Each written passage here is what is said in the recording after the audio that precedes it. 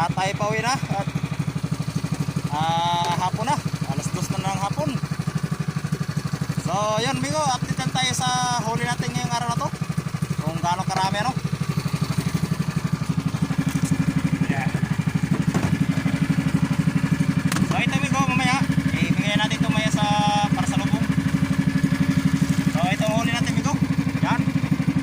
Ngayong hapon lang to sumipad yung isda na ito. Yung pagkulimlim ng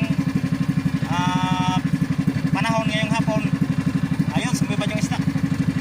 May mga halo na rin ano sana pirit. Yan o. Yan pirit. Saka ano tampan. Ganun pa rin dati. Pero marami-rami ngayon yung ano hasa. Yan. Hasa. Yung galunggong.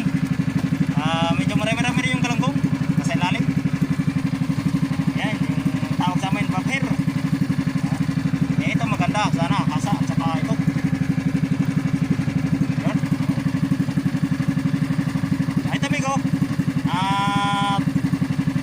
Naibinta ko ito sa amin ng 200 ang kilo. Yan. Mahal kasi isda ngayon Miko. At yung banda doon sa amin, wala masyadong huli yung mga ibang palakaya doon. Kaya medyo mahal yung isda sa amin ngayon. Kaya Miko, huli natin Miko lahat ano. Ayan, mga kalahating huli yan Miko. Huli natin mga nasa mahigit 20 yata to. 20 kilo. Estimate na natin yun. So, yan.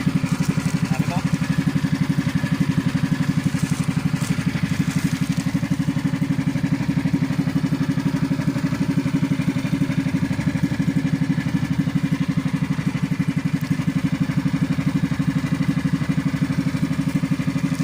So, yun ko. At medyo malayo-layo pa yung ating uuwi ano. Simula pa rin dito sa dating spot natin sa Pating Lusa. So yun nga pala, magandang hapon nga pala sa ating mga subscribers. At maraming salamat po sa inyo lahat sa suporta po ninyo ng ating video. So sana po tuloy-tuloy lang po yung pag-subscribe po ninyo no? At sa ating mga viewers din at sa mga silent viewers. Yun, magandang hapon po sa inyo lahat. At maraming salamat po sa inyo lahat sa panonood po ninyo ng ating video.